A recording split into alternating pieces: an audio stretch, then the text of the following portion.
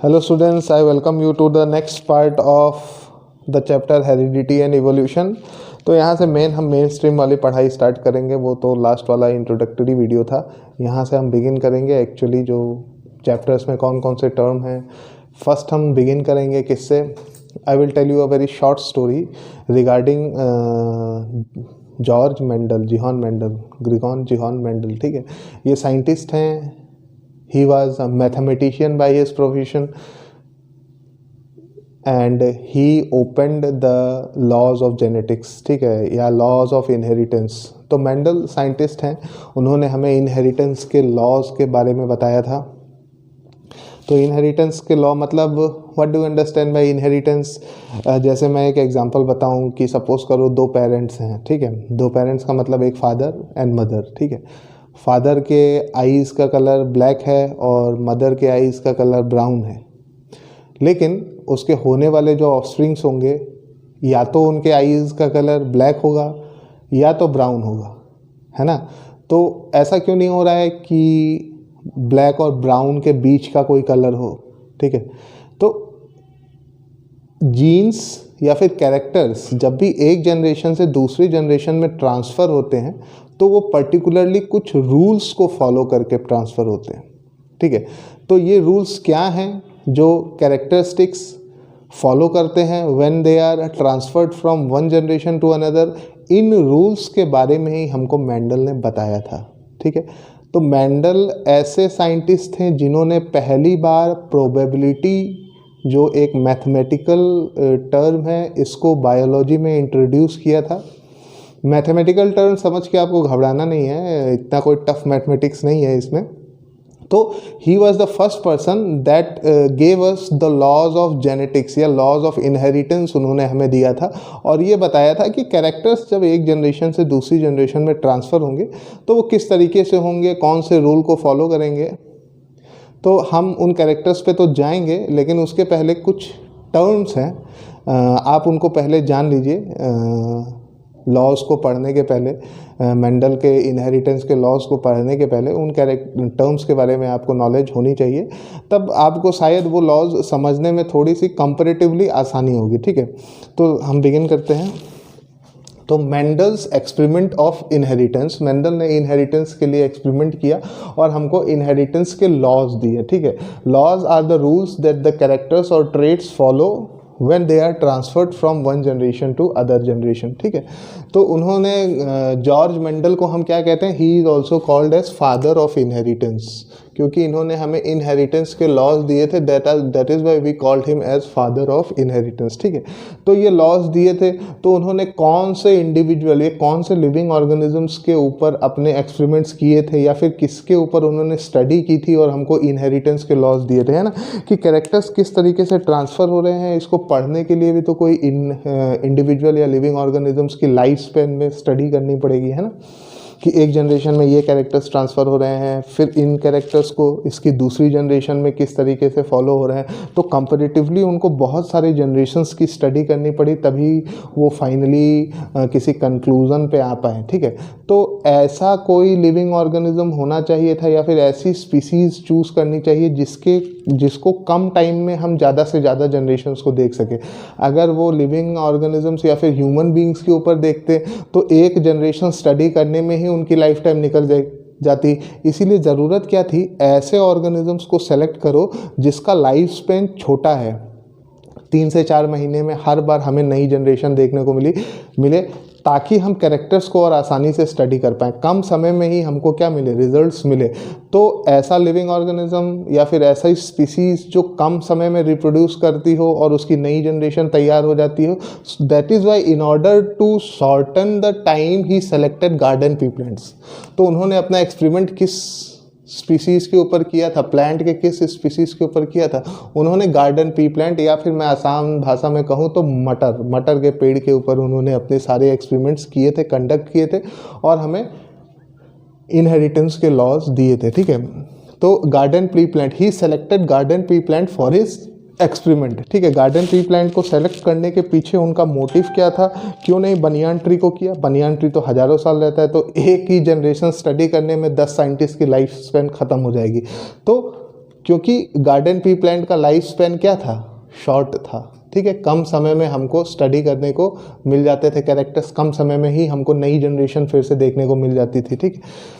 Can grow in any season, दूसरी चीज़ कि ये कोई सीजन बाउंड नहीं था, आप किसी भी महीना में प्लांट्स को, किसी भी ईयर के किसी भी मंथ में आप प्लांट्स को आराम से ग्रो कर सकते हैं। तो थ्रू आउट द ईयर इनका कंटिन्यूएशन चलता रहता था, ये कभी बीच में रुकता नहीं था, जिससे कि जल्दी जल्दी हमको रिजल्ट्स मिलते थे, ठीक है। तो ये बात हो गई। अब हम कुछ टर्म्स की बात करेंगे, ठीक है, जैसे genes, alleles, dominant trait, recessive trait, homozygous, heterozygous, phenotype, genotype, monohybrid, dihybrid, ठीक है। तो हम सबसे पहले टर्म्स की बात कर लेते हैं। व्हाट इज जीन्स, ठीक है। व्हाट इज जीन्स, हर एक ट्रेड का एक पर्टिकुलर जीन होता है। Where are genes located, genes are located on the DNA, ठीक है। ये इस तरीके का टर्म आपको देखने को मिलता है, डबल हेलिकल स्ट्रक्चर, ठीक है, ये ऐसा कुछ डीएनए, इन डीएनए के ऊपर ही जीन्स लोकेटेड होते हैं। और genes are the discrete unit of inheritance, जैसे हम कहते हैं सेल के बारे में, cell is the functional unit of life, ठीक उसी तरह इनहेरिटेंस, ठीक है। इनहेरिटेंस मतलब कैरेक्टर्स ट्रांसफर किसके थ्रू होते हैं, जीन्स के थ्रू। Genes are the discrete unit of inheritance, या हम क्या कहते हैं, they are the discrete unit of inheritance,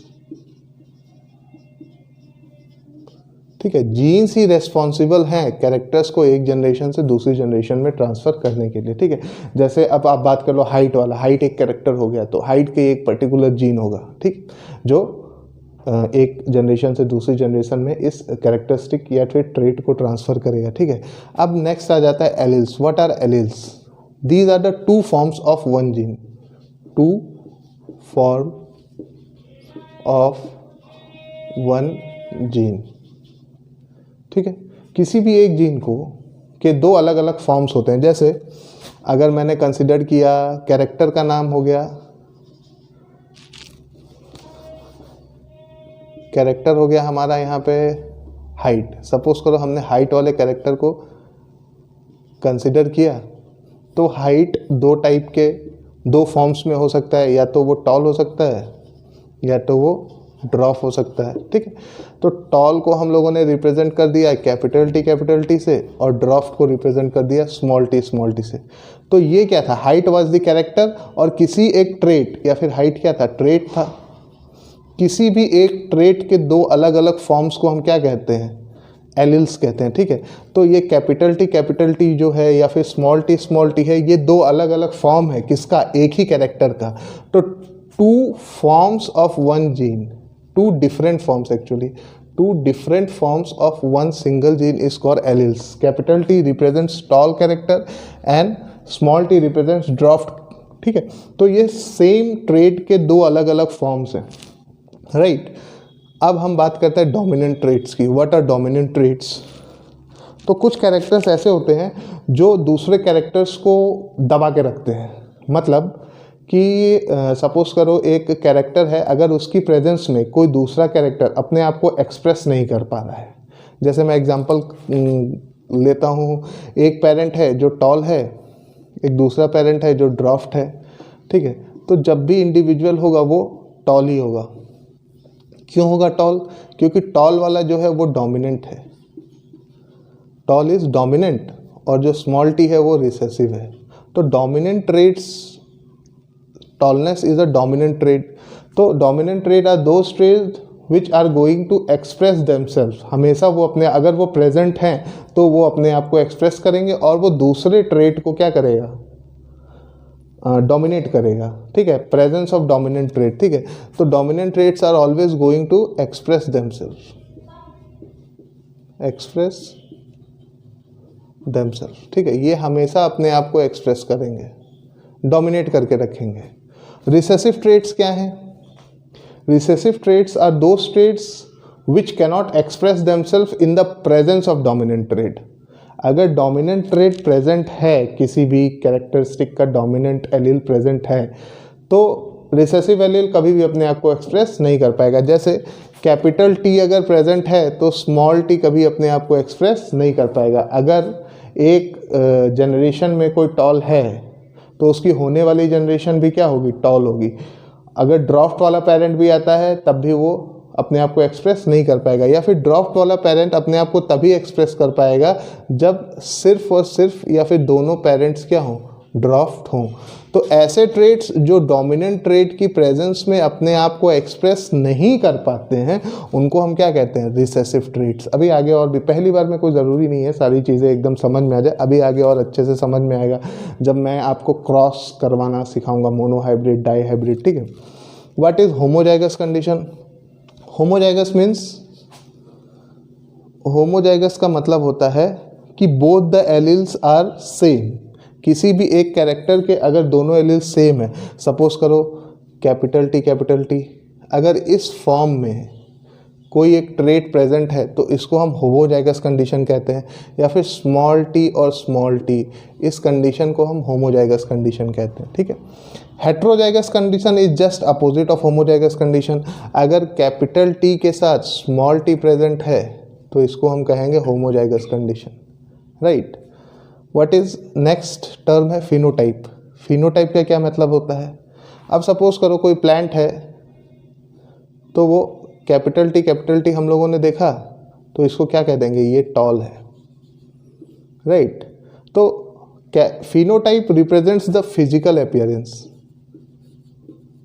physical appearance, physical appearance of organism. Physically वो देखने में कैसा है, टॉल है या ड्राफ्ट है ना, या फिर उसका कलर कैसा है, तो फिजिकली देख के जो भी हम पता लगा सकते हैं। तो phenotype represents the physical appearance of an organism. Genotype क्या है? जीनोटाइप का मतलब क्या होता है, इसके अंदर के जीन्स कैसे हैं, या फिर जेनेटिक मेकअप।